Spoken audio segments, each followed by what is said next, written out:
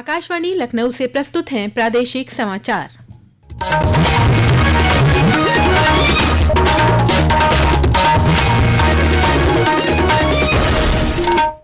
मुख्य समाचार। हर घर तिरंगा अभियान के तहत प्रदेश भर में निकाली जा रही हैं तिरंगा यात्राएं।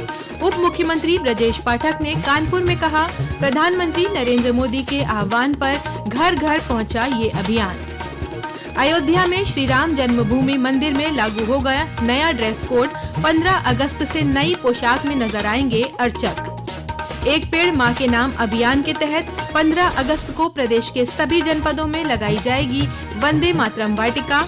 राष्ट्रगीत के 150 वर्ष पूरे होने पर किया जाएगा 150 पौधों का रोपण। और राज्य के कई जनपदों में रुक रुक कर बारिश जारी। मौसम विभाग ने अगले 4 दिनों के लिए जारी की भारी बारिश की चेतावनी।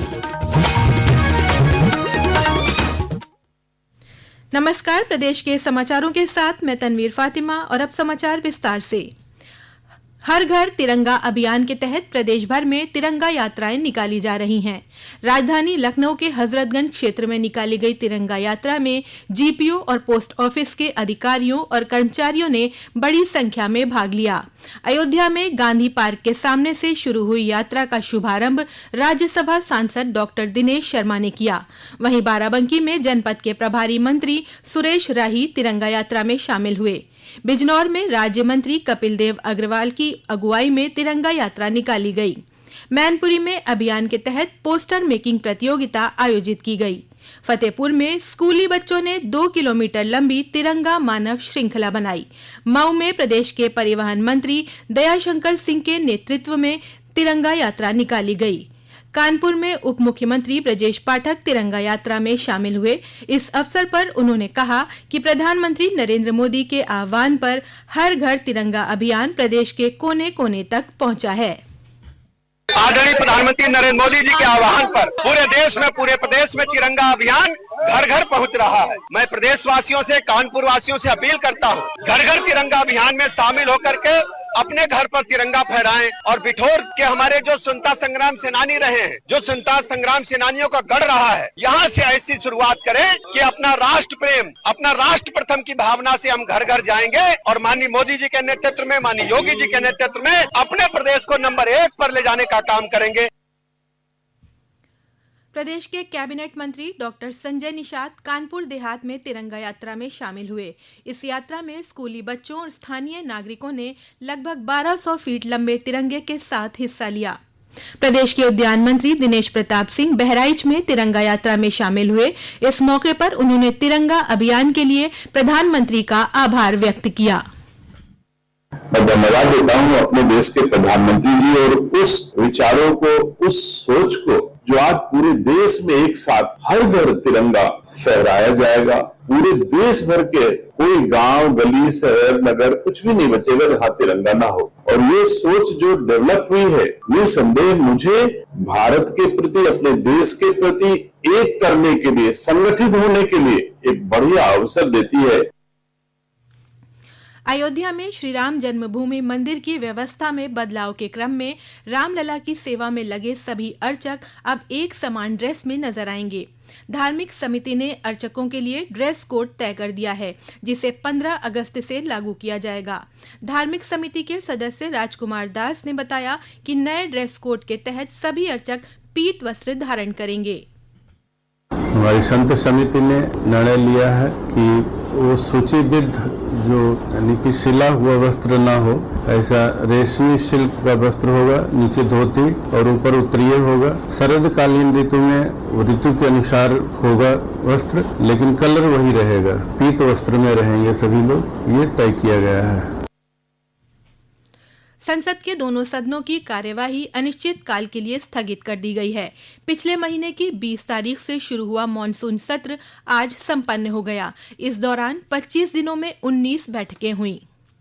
लोकसभा में नेता प्रतिपक्ष और रायबरेली से सांसद राहुल गांधी ने इलाहाबाद उच्च न्यायालय की लखनऊ खंडपीठ के उस आदेश को उच्चतम न्यायालय में चुनौती दी है, जिसमें सीबीआई और प्रवर्तन निदेशालय ईडी को आय के ज्ञात स्रोत से अधिक संपत्ति के आरोपों को लेकर उनके खिलाफ जांच करने का निर्देश दिया गया था। उच्चतम न्यायालय की वाद सूची के अनुसार प्रधान न्यायाधीश सूर्यकांत और न्यायमूर्ति जॉय माल्यबागची एवं न्यायमूर्ति वी मोहना की पीठ इस मामले पर 17 अगस्त को सुनवाई करेगी। ये समाचार आप आकाशवाणी लखनऊ से सुन रहे हैं। ताज़ा समाचार जानने के लिए आप हमारी वेबसाइट newsonair.gov.in पर लॉगिन कर सकते हैं। इसके साथ ही आप प्रादेशिक समाचारों का ये बुलेटिन हमारे YouTube channel news on AIR Lucknow पर भी सुन सकते हैं।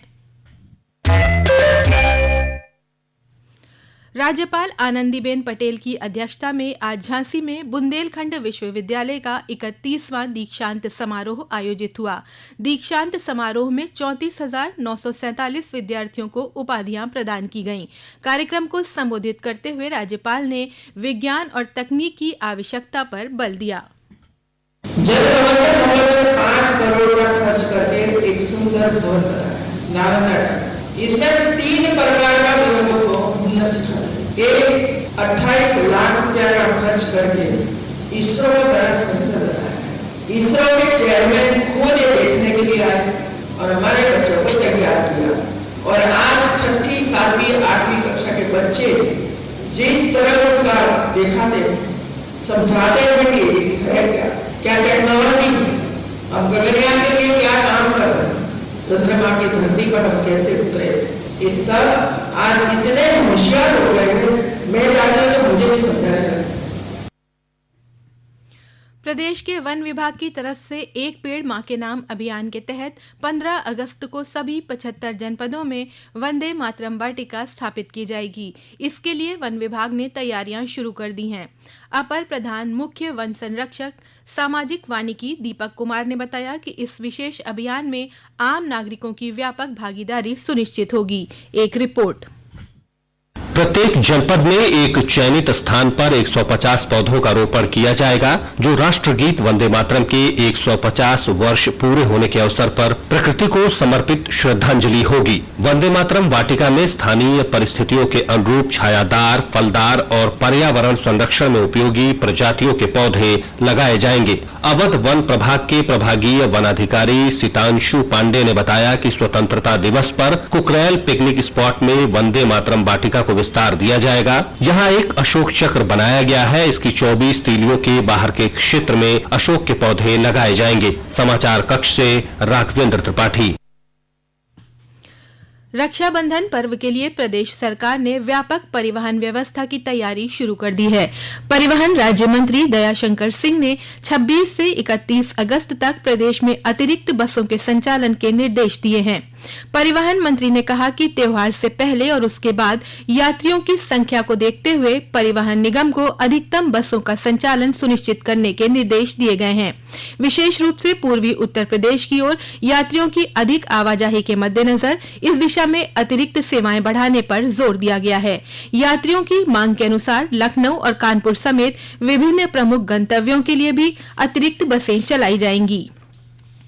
प्रदेश सरकार ने राजधानी लखनऊ में गोमती नदी को सीवेज प्रदूषण से मुक्त करने के लिए नमामि गंगे कार्यक्रम के तहत व्यापक कार्य योजना तैयार की है। शहर से निकलने वाले सीवेज को सीधे गोमती नदी में पहुंचने से रोकने के लिए नालों की टैपिंग, फ्लो डायवर्जन, एसटीपी की क्षमता बढ़ाने और नए सीवेज ट्रीटमेंट प्लांट स्थापित करने की दिशा में काम किया जा रहा है। ड्रोन सर्वे के बाद गोमती नदी में गिरने वाले 45 नालों की पहचान हुई है। राज्य पेयजल और स्वच्छता मिशन के अधिशासी निदेशक जोगिंदर सिंह ने बताया कि विभाग ने नए नालों की पहचान की है, जिन्हें जल्द शोधित किया जाएगा। प्रदेश में मानसून सक्रिय होने के बाद कई जनपदों में रुक रुक कर बारिश जारी है। गोरखपुर में आज तेज बारिश के बाद कई इलाकों में जल भराव की स्थिति उत्पन्न हो गई। अयोध्या और आसपास के जिलों में बारिश होने से लोगों को गर्मी से राहत मिली। मौसम विभाग ने अगले 4 दिनों के लिए प्रदेश के कई हिस्सों में भारी बारिश की चेतावनी जारी की है। उधर बारिश और बैराजों से पानी छोड़े जाने के चलते कई नदियां उफान पर हैं।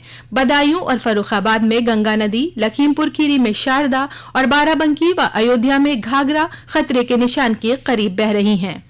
और अंत में मुख्य समाचार एक बार फिर। हर घर तिरंगा अभियान के तहत प्रदेश भर में निकाली जा रही हैं तिरंगा यात्राएं। उप मुख्यमंत्री ब्रजेश पाठक ने कानपुर में कहा, प्रधानमंत्री नरेंद्र मोदी के आह्वान पर घर घर पहुंचा ये अभियान।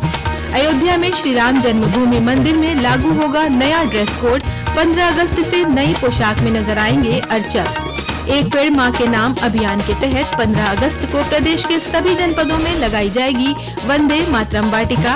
राष्ट्रगीत के 150 वर्ष पूरे होने पर किया जाएगा 150 पौधों का रोपण। और राज्य के कई जनपदों में रुक रुक कर बारिश जारी। मौसम विभाग ने अगले 4 दिनों के लिए जारी की भारी बारिश की चेतावनी। इसी के साथ प्रादेशिक समाचारों का ये बुलेटिन समाप्त हुआ। अगला बुलेटिन रात 8 बजे FM पर प्रसारित किया जाएगा। नमस्कार।